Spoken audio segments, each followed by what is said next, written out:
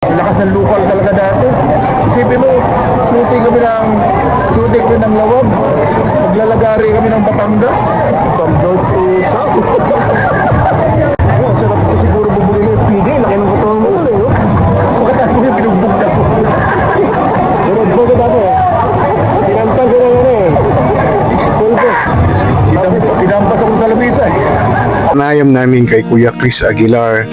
Muli nating sariwain ang kanyang mga alaala, way back late 80s, late 90s, early 20s, mga pelikula niya, international at local.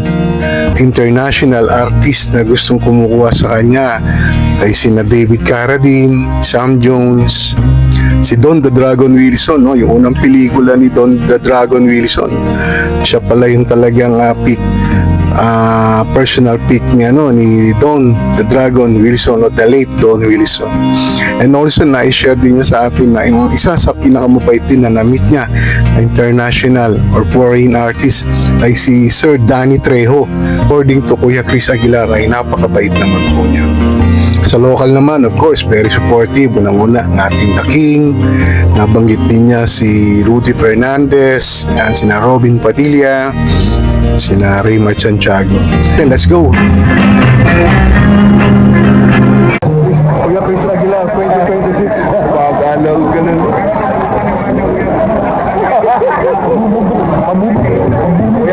Kuya, yan si Virgo. Yan ang mentor ko, kuya, mentor. Kapag ano, kuya, sabi nito, ano kong action na. Action.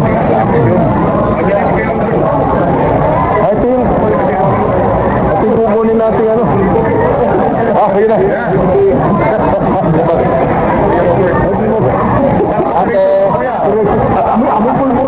Amoy pulbura ko. Parang galing ko sa encounter. Alam mo, ito si Chris lang ba ito si Chris lang yung rapist ba, hindi makulong-kulong ba? Talaga ha? Ito na yung usakal na kriminal na ng rape na binabayaran ko. Mga kalaban mo, ano eh. Kasi uso ang karate mo. Bolo. Wilson the Dragon. Mga ano yan talaga ko yung mga kickboxing champion. Chuck Norris. Morris Smith. Sino sa kanila yung nakaano mo talaga na sumas mo? Si John Wilson the Dragon, world heavyweight world champion, kickboxing champion. Si Morris Smith, si Billy Blanc. Yung talagang amazing mo yun kasi first movie pala ni first movie ni Dan Wilson. Pinadala na akong ticket. Tapos pinadala na akong ticket sa Kalawan.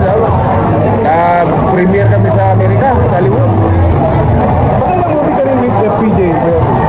Marami rin po. Ayun yung katatawa. Ayun ang natawa ng kinuha ni PJ. Pinatawag ako ulit. Tapos sinawagan ako ng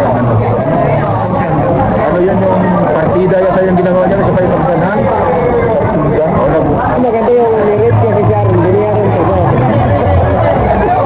Sino na rin niya kaya si?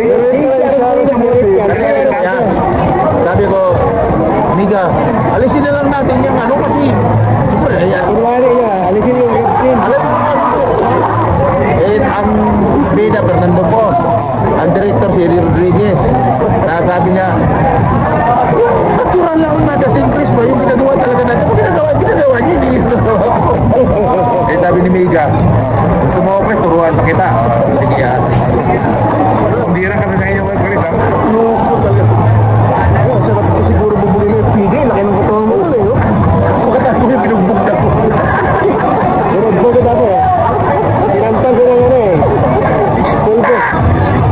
Pinampas ako sa lamisa eh. Si nakasama ko rin ba yan? Si Danny Trejo? Oo. Bakit ko? Ang ganda. Bakit naman tao dito? Kaya dito sa Amerika, sa Whitman. Bakit na tao? Danny Trejo. Kaya nung lalaman ni Sam Jones na dulo sa Amerika noong 1992, kinuha agad niya. Ang president,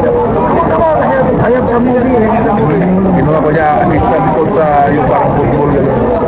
Ito nakasama dito lang yung mga reactor yung mga, di ba, mga karasong tukan ba? Yung mga magaling talagang tiniactor. Kasi the boy, si the boy. Si Rudy. Rudy Fernandez. Mabait siya na si Rudy. Kahit ma-sacrifice mo yun, okay lang. Kasi minsan kasi pag tayo mag-uusap